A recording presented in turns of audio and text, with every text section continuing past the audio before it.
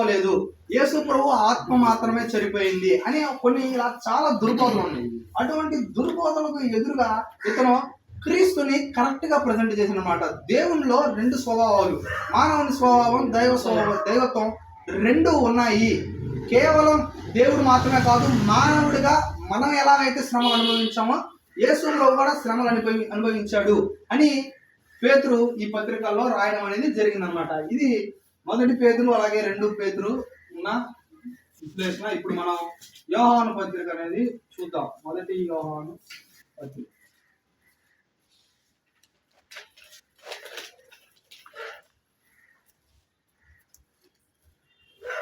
ఈ మొదటి యోహాను పత్రిక అనేది ఆ రోజుల్లో ఇందాక చెప్పినట్టుగా యాంటీ క్రిస్టియన్ టీచింగ్, అంటే క్రీస్తుకు విరోధంగా బోధలు అనేవి ఎక్కువైపోయినాయి అనమాట యోహాను గారి కాలంలో. అప్పుడు అంటే దేని గురించి అంటే యేసు మనలో ఏ స్వభావం ఉంది, మానవుని యొక్క స్వభావం ఉంది.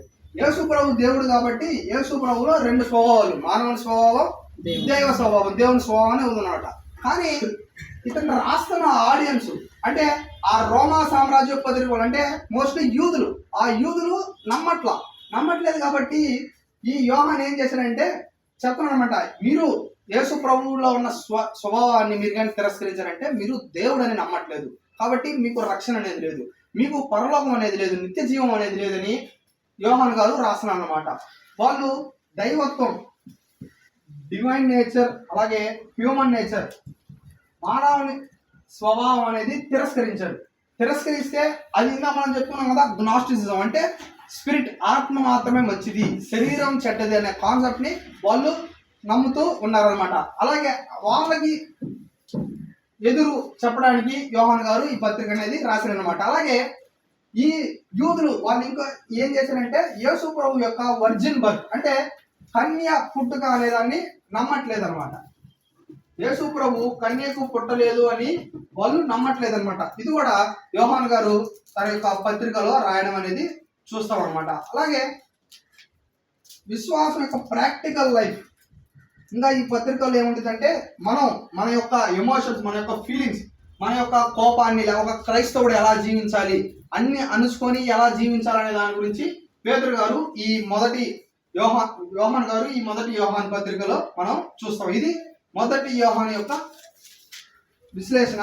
ఆల్మోస్ట్ యోహాను పత్రిక ఈ 3 పత్రికల్లో ఇదే కంటెంట్ మనం చూస్తాం. ఆల్మోస్ట్ సిమిలర్ గానే ఈ 3 పత్రికలు ఉంటాయి. సేమ్ అలాగే మనం ఇప్పుడు 2వ యోహాను పత్రిక చూద్దాం. ఇందాక చెప్పుకున్నాం కదా, గ్నాస్టిసిజం,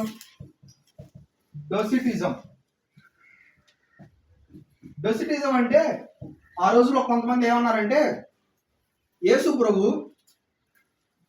శిలువ మీద చనిపోకముందు అతని ఆత్మ అనేది యేసు ప్రభు ఆత్మ వెళ్ళిపోయింది, కాబట్టి యేసు ప్రభు శిలువ మీద చనిపోలేదు, యేసు ప్రభు శరీరం మాత్రమే శిలువ మీద చనిపోయింది. అంటే మన కంటికి ఒక ఊహ, ఒక ఇల్యూజన్, మన కంటికి ఏదో ఒక ప్రదర్శన లాగా ఉంది, అంటే ఒక మాయలా ఉంది. యేసు ప్రభు శిలువ మీద చనిపోలేదు, అది కేవలం మాయ. ఎందుకంటే వాళ్ళు ఏమో నమ్మారు, దేవుడు అనేవాడు చనిపోడు, ఎందుకంటే దేవుడు నిత్యత్తుడు, దేవుడు తరతరాలు ఉండేవాడు, దేవుడు ఉనికి, దేవుడిని ఎవరు తయారు చేయలేరు, దేవుడిని ఎవరు నాశనం చేయలేరు. అలాంటప్పుడు దేవుడు ఎలా చనిపోతాడు అనేది వాళ్ళ నమ్మకం. అలాంటప్పుడు వాళ్ళు చెప్పిన ఆన్సర్ ఏంటిది, దేవుడు చనిపోలేదు, మన ఊహకి ఒక ఇల్యూజన్, మనకి ఒక మాయలా అనిపించింది అని నమ్మేవాళ్ళు ఈ డొసిటిజం అనేవాళ్ళు. వాళ్ళకి సమాధానం చెప్పడానికి యోహాను గారు ఈ 2వ యోహానులో వాళ్ళకి సమాధానం ఇస్తూ రాసాడు అనమాట. సేమ్ అలాంటిదే మనం 3వ యోహానులో కూడా చూస్తాం. యేసు ప్రభు యొక్క దైవిక స్వభావం, మానవుని యొక్క స్వభావం అనేది మనం చూస్తాం అన్నమాట. ఇది యోహాను మనం మొత్తం చూసుకున్నట్టయితే యోహాను సువార్త 1వ అధ్యాయంలో మనకేం కనబడింది, యోహాను సువార్త 1వ అధ్యాయంలో దేవుడు యోహాను యేసు ప్రభువు దేవుడని, ఆయన దేవుడైంది మానవుగా ఎలా వచ్చినా మనకి 1వ అధ్యాయం 1వ వచనం, 1వ అధ్యాయం 14వ వచనం మనం చూస్తాం అన్నమాట. సేమ్ అలాగే ఈ పత్రికల్లో కూడా యోహాను గారు అలాగా యేసు ప్రభువుని దుర్బోధకుడికి, ఎవరైతే తప్పు బోధ చేస్తారో, ఎవరైతే తప్పుగా యేసు ప్రభువుని చూపించాలనుకుంటున్నారో వాళ్ళకి సమాధానం ఇస్తూ ఈ యోహాను పత్రికని రాయడం మనం చూస్తాం అనమాట. ఇప్పుడు మనం యూదా పత్రిక మనం చూద్దాం. 3 యోహాను అంతే, 2, 3 యోహానులో కూడా యోహాను గారు యేసు ప్రభు యొక్క దైవత్వం, యేసు ప్రభు యొక్క మానవ స్వభావం అనేది మనం చూస్తాం.